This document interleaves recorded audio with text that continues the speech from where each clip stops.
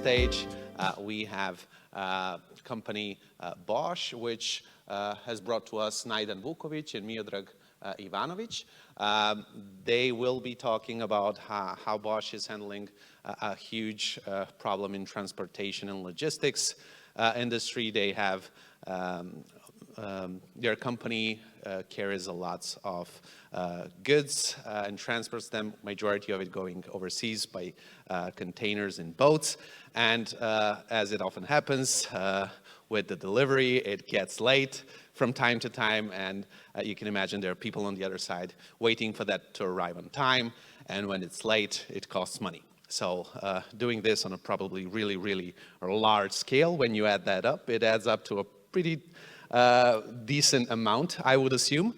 The team at BOSCH has been working on machine learning algorithm on how to predict the delays in estimated time of arrival. And the two of them are great people to talk about that and kind of share what BOSCH has done in this matter. So hopefully we'll get one closer to understanding the real life application of machine learning and AI, which is not ChatGPT. So we're really looking forward to that. Thanks. Hello, everybody. It's a great honor and privilege to be among all of you today. My name is Miodrag Ivanovic, and I'm working as a tech lead at company Robert Bosch.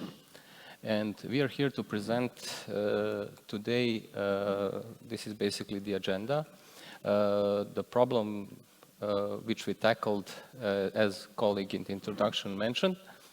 So this is a short agenda which my colleague Najdan and I would like to present to you in the upcoming half an hour, and afterwards you can ask us as many questions as you have. Basically, we will explain a little more in details what is supply chain management, and also what are the current challenges. This challenge is the biggest topic in the previous 3-4 years in the supply chain worldwide. And of course, Bosch, as a huge international company with almost 500,000 of employees worldwide, basically was heavily impacted by the corona, but also other things. And in much more detail, Najdan will present our IT solution, which we developed basically in-house. It took us 6-7 months, but it was a very interesting project, honestly. One of the most interesting I was ever working on, because there is no such cases worldwide, and we need to dig and to develop something on our own. But we will talk about details afterwards. So if you're talking about supply chain management, just for you to understand what it is, we are talking about two flows. We have something which is called material flow and something which is called information flow. Robert Bosch is basically, in its core business, manufacturing company. So our business comes from plants. We have plants all over the world. Majority of them are in Europe and in Asia-Pacific region. And of course, if we are producing something, we need to have suppliers. We need to have goods to produce some drill or something else. And of course, we have many suppliers. That's not nothing new. And these plants, as they are located worldwide, also supply themselves from the worldwide suppliers.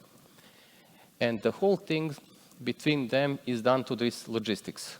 So basically, we are transferring goods from location to location, finished products, which then is prepared for the sales in our international distributive centers, also worldwide. Bosch as a company basically works with OBI, with Bauhaus, something in Serbia like Virt, like Uradi Sam, and something like that. But in the previous years, we are facing the challenge that Amazon became the #1 customer for Robert Bosch. So this changed a little bit the behavior for us as a company, because we produce something in our plant, for example, some drill or some vacuum machine, and that's it. But now we have that information flow because our customers become more demanding. They want to have something which is a packed product. You saw this on Amazon, basically. I want this and this and that, pack me as one product and ship me as a customer. So we are also dealing with this information flow, how to not just produce something, but also to gather information. And you see, since this is the worldwide system, which is heavily dependent one box from another, if you jeopardize one of those boxes, everything can basically suffer. So, majority of the goods worldwide is transferred by ships. Basically, more than 80% of all the goods worldwide is transferred by ships. There is a saying that, no, I think that it's by planes. By planes is almost less than 50%. So this is currently situation in April. And all these dots you are seeing are those big cargo ships. So extremely, extremely complex stuff. And of course, since you see how many of them, if you do something or jeopardize one of those things, for example, border of one country, then afterwards you are jeopardizing the worldwide system. And the system itself worked perfectly until 2020. Then Corona came. You know, the borders were closed, and that heavily impacted the worldwide story. Besides Corona, what we faced also is this Suez Canal blockage in 2021. You remember all that case because majority of our goods are coming to Europe from Asia-Pacific region through Suez Canal, and if you block something for example 2 weeks, again, you're additionally jeopardizing the whole thing. This is the situation in spring 2022. China introduced zero COVID-19 policy. These small dots basically are the ships waiting to be loaded. So you can see thousands and thousands of them, which again jeopardize the whole thing worldwide. This is the newest thing which come in 2022 because Corona, Zeus, and China and everything was not enough. Let's do something more. And then this is the Russia-Ukraine war we are facing, which again is jeopardizing the whole story because why? In Russia we have plants. From Russia we are receiving a lot of goods which we are then using to produce our products. In Ukraine also. So a lot of impediments, which basically makes much more complicated that transportation time from plant to the customer. Then what we did in the Power Tools division, we saw that basically the containers, we don't have a clue when they are arriving to Europe. We expect that it come in, let's say, 40, 45 days, and then it turned out that after 75, 80, 90 days, goods arrive in Europe, which basically jeopardizes the whole business. And then we saw this potential to sign contract with external data providers. And by signing that contract, we take GPS coordinates of all our containers on daily basis. Because in SAP, I will explain a little more in details afterwards, you have something which is transportation time. Transportation time is measured in days, but basically in SAP, everything is like its ideal situation. You don't have Corona, you don't have Zeus, you don't have nothing. And for every material we are producing, and for example, PT division is producing 3.5 million different products, you have that transportation time for each and every one of them. And then by signing the contract with external data providers, we have much more accurate estimated time of arrival, because on daily basis, we know where our containers are. And then we talk a little much about it, and, that we can also use this information, since we are gathering them, to create machine learning model and to calculate predicted time of arrival. Why this is important? You see how this impacts us at Bosch. I will show you this, let's say if you check these 2 months, because they are crucial. In SAP, this is the blue line, and SCA, our platform, is that green line. So by SAP telling us, hey, in December, you will receive, for example, to Europe will come 2,000 containers. In reality, comes 1,000. What's happening here? So we basically book a storage for 2,000 containers, paid in advance, prepare the people to unload it, and in reality, only half of them came. So we are basically paying storage for nothing, which generates the costs in almost millions in euros.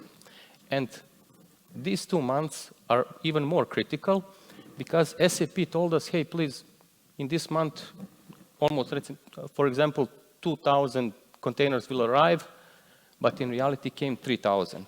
I'm speaking about that arrival time, which is very, very problematic. This impacts us on reputational level because we don't know what to do with our goods. We don't have storage, we didn't plan it.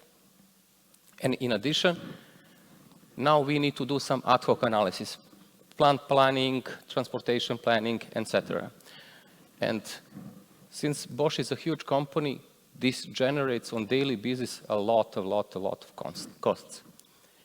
So we saw this and did our project basically in-house. And this is the ship route we did because like most companies, we are not the exception. In the past 20, 30 years, majority of the plants is located in Asia-Pacific region due to some cost benefits, etc., which now comes to conclusion, okay, but in Corona time, did we make a good mistake or did we make a good decision or bad decision? And 90% of our products is transferred to this ship line. So we use this as our scope of data, and we track this on daily basis. And how these things basically work in a little more details, my colleague Najdan will present to you now in much more details, the IT solution. So Najdan, please. You will see basically beside our obvious physical similarities, people usually mix us because we are very look-alike. So Najdan will explain in details how this algorithm was developed. Thank you. Okay, do we hear? Yeah. Yeah. Everything's okay. Yeah, it's strange because people still think that that is a joke, right? So, okay, so let me just get back to this slide. Hello, and thank you for coming. So this is the scope of our, let's call it a POC, the proof of concept we decided to do.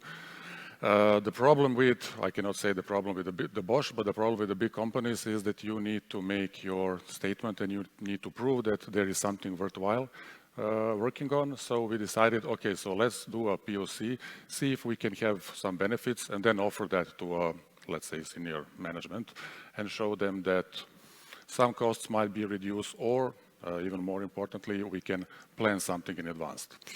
The most important plans for how we call it, let's say business division for called like a Power Tools is they are all located in China, some in Malaysia, but mostly in China. So that's why we decided to, okay, so let's focus exclusively from for transport going from China to Western Europe. So the harbors we are talking about in China, so Shenzhen, you heard about it. The biggest one is, of course, Shanghai and Ningbo. While in Europe, we are talking about Hamburg, so the most important plant for Robert Bosch. Some containers, some ships actually arrive to Bremenhaven, while some minor parts come to the biggest European port, Rotterdam and Antwerpen in Belgium. So over here, so we took all the data which are coming on a daily level. Later on, we'll talk about, let's say, a little more about data, I mean, in more detail. So this is what we have of a data. So we have a contract with the data provider. They provide us with the data each and every day. We take the data coming from API. We will explain that later. So what do we have? So you can see over here the most important information. So we have a port of loading, of course, so we know where our journey starts, right? We know the port of discharge, so where the ship is going to be, or where ship needs to go to be. We have a date of port of loading. We have planned time of arrival. We have current date, and of course we have the name of the shipping line, the vessel, and the container ID. Because just bear in mind that on one vessel we can have multiple containers. And finally, in each day, we receive information where the ship is at that moment. So location, basically longitude and the latitude of a ship. So nothing more than that. So this is what we could have done at that moment. And then we decided, okay, so let's build something on this. So if we prove that we can actually do with something, then we can at least try to get more, let's say, funding for new data, because the new data brings us to much complex models. So the data comes, as we said, on a daily level. So we started gathering data somewhere in November 2021, so on a daily snapshots, and currently we have something about 14 biggest shipping lines. So when we say biggest shipping lines, they are really the biggest one you can imagine. The same goes for the ships. So you have these really big guys that can take thousands of containers. And approximately starting from 2021, somewhere around, let's say 2 months before this conference, there is about 2,000 to 2,500 individual trips, so of ships, of course. And this is actually what we have. One thing, when we started the project, it was like, let's say February last year, something like that. So we had only like 6 months of data. And of course, that is not reliable for any of machine learning algorithms. So that's why we decided, okay, let's build something technically that it can work, right? And then when we gather data, we can test it. So the first test started somewhere in June last year, if I recall. And then after that, we made it to be into the production. So let's talk about our data and about statistics. So if you remember from your statistics classes, so these are called the box plots. So what we actually wanted to see is there any variety in the data that we can actually exploit? So the first thing is, okay, so take a ship and take all the points along the route that ship actually traveled to Hamburg. And then you count how many days it actually took to get to Hamburg. Right? Is it like 40? Then the next day it was 39 and so on and so on. So when you get all the data, you group by your shipping line and you instantly see that there are a lot of differences over here. So some shipping lines actually get much earlier, while some, for example, this one, they are always a bit more late, or it takes some more days to get to a port of discharge. The same goes for a ship. So over here, when we see a days of arrival, usually it's like 30 days. So that's something like, we can call it a mean, but it's not the case for all the ships. And over there, we can see the variety in a days late. So some ships even get, of course, there are a lot of days late, but some ships can get even earlier. Main disclaimer over here is that these shipping lines like that take much more time, or for example, these ships, that doesn't mean that they are bad, they don't work like as they should, and that BOSCH needs to renegotiate the contract with them. It just means that they, for example, what we saw is, for example, for one of the shipping lines, they keep going to Athens, and usually on a 90% case, they don't go to Tangier and then to Europe. They first go to Rijeka and then they return. And you need to know that. So you need to know and take that into account, because if you put that information in the model without knowing it, the model will not know anything. So when we plotted this and we done all other statistical analysis, we saw that there is a variety in the data on a ship level, on a shipping line level, and on the daily level, and so on, so that we can actually learn something out of it. So how the model works. You have your port of loading, and we have your port of discharge. We have a ship, and one point T, We get all the data coming from a data provider, so we know where the ship was yesterday and this morning. We gather data, run the model, and model predicts where the ship is going to be tomorrow, the day after tomorrow, and the day after tomorrow. So let's say Monday, someone asks you, okay, where are my ships today? And you say, okay, tomorrow that ship on Tuesday is going to be there, on the Wednesday is going to be there, and on the Thursday is going to be there. So you remember we talked about the data, and the data is not that large. So we had to be innovative and use some of, let's say, statistical, mathematical transformations in order to get and extract more information from an initial data set.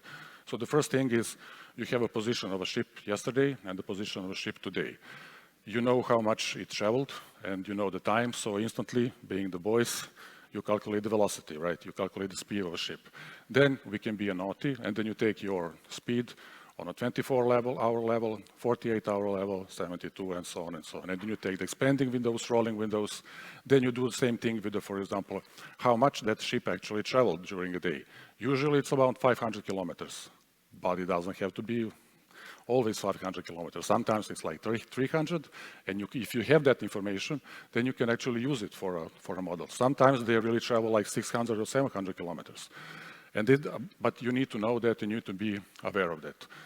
So I see a question coming, why 3 horizons? We tried, we built it modular, and we tried with the 5 and 7, but the current data scope and the uncertainty built in the data, and this problem is just way too much, so it's not reliable. So with the 5 and 7, you will get the point, you will get the forecast, but it's not reliable. So we decided, okay, let's do with the 3.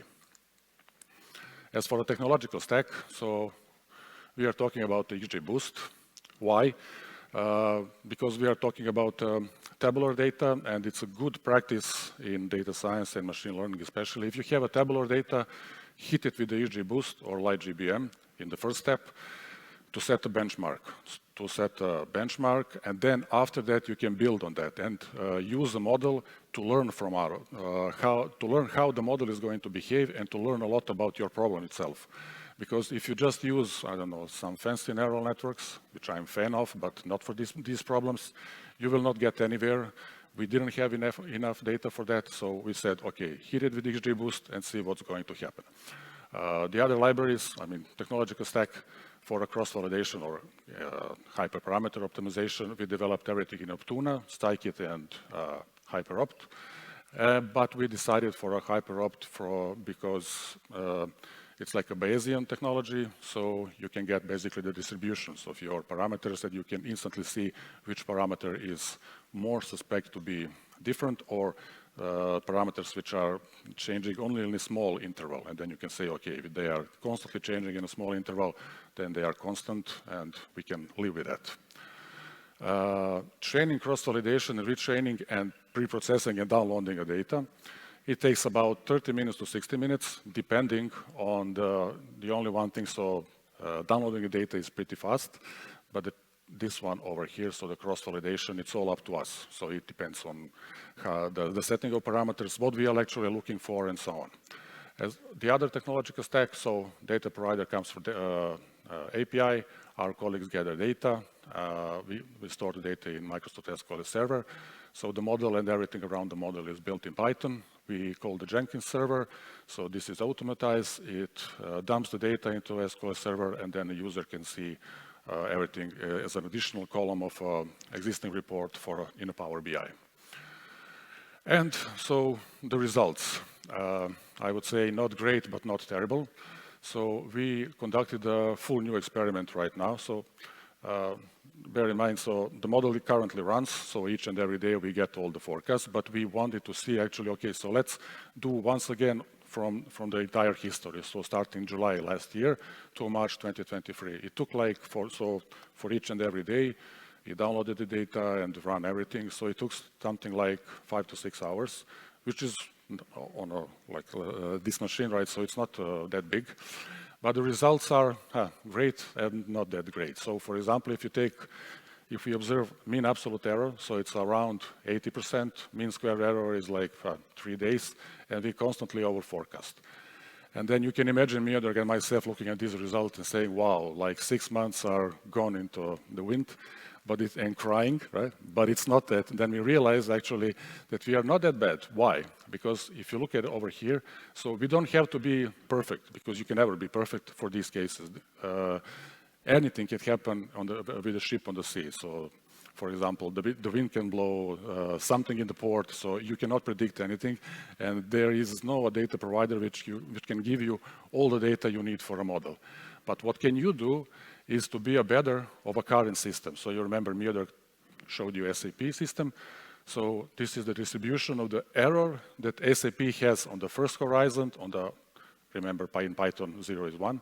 So the first horizon, second horizon, and third horizon. So the blue line is the blue histogram is the distribution of error for SAP, while this one over here is the distribution of this bad guy over here, of XGBoost ETA.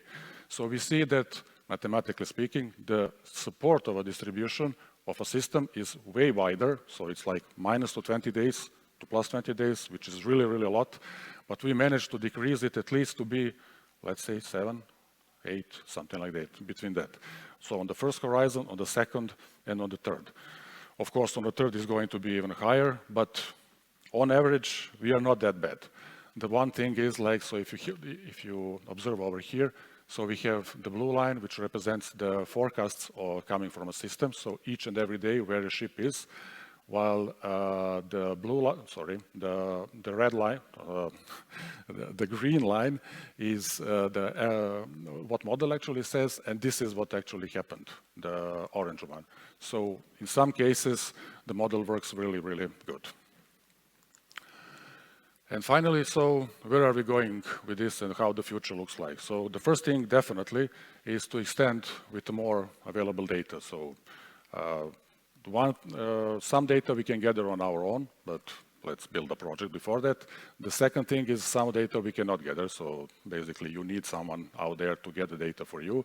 So for example, we need the weather forecasts, but it's not just like these like binary variable we have or we do not have. You need to make a mathematical and statistical relationship between a weather forecast and the position of your ship. So it's not like you just dump into the model and the model will learn. It doesn't go that easy. Local regional holidays and non-working days, this is something which heavily influences. For example, if you stop somewhere in the Suez Canal, you get a point. So, for example, in Athens as well, heavy traffic conditions. So in Suez, Tangier, and Hamburg. So frequently, for example, ships coming to Hamburg, they have a window, a small window where they actually can enter the harbor. If they miss that, then they will need to wait, and they wait, and they wait, and they wait until the port authorities actually tell them, yes, you can now come. That costs time and that costs money, and you cannot know that, so you need to know this information. Corona lockdown, of course, and something which would be beneficial for a model is frequent data refresh, let's say 12 hours, or even better, 6 hours. We are going definitely to shift to cloud. So being a big company, we can choose between both of these. We think the decision is made and that currently Miodrag and the other guys are working on the connection between our database with Azure. So everything is going to be moved to Azure. We hope that fully productional, it will be definitely by the end of the year. As for models, so machine learning, well, besides ChatGPT, there are a lot of stuff you can actually do with it. So, for example, if you use neural networks, but if you use neural networks, you would need much more data and much more diverse data. So we have a data on a daily level, but we still need a lot of other data, which is connected to this over here. And definitely for additional means of transport. So new data providers can actually give us position of not only ships on the seas, but for example, ships on the river, so the entire river transport, which adds to complexity and uncertainty, but it's definitely more interesting. And for example, we can add trains, trucks, and everything. Just one more thing before we close. So this is all devoted from China to Europe. So the big step just to get this is to make it work. And then we go from Europe to America or China to America. And that is totally different thing. So I would like to thank you all for your attention, and if there are any questions, I'm sure that Miodrag and myself would be really, really glad to answer.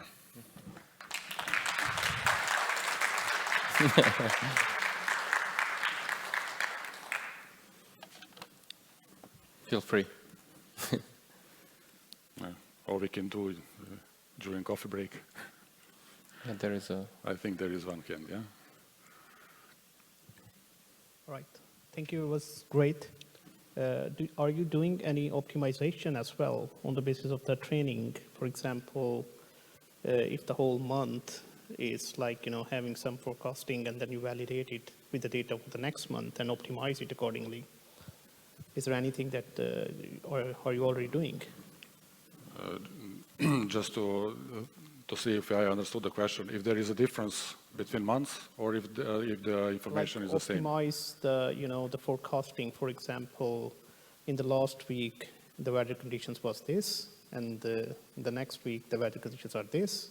And if we compare it, how on the basis of the forecast for the next 1 week, will that be impacted on the basis of, the last 2 weeks or? Yeah, that's a good one. Well, for example, we can do whatever we want with the data. Well, let's put it that way. The first thing is that currently we just do a simple HPO, so the simple hyperparameter optimization. What we need to do in the future is to have a model which, for example, you may use it for a different, let's say, shipping company. Because in some shipping lines, the things are differently, so the business is different. And when you get the data from them, it is totally different. So we can get some modularity within the data, and currently how it is set up, I think that we are on a good track just to get everything into, let's say, in one bowl, right? So that everything should be okay. Use case that you guys come up with. It's so nice. Yeah, great. Good job. Yeah, okay, thank you. Thanks.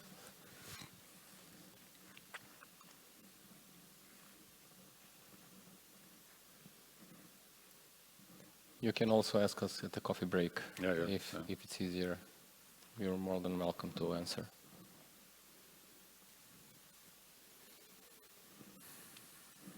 Okay. Thanks once again. Okay, thank you. Thanks.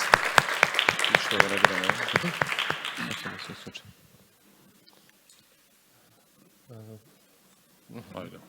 Okay.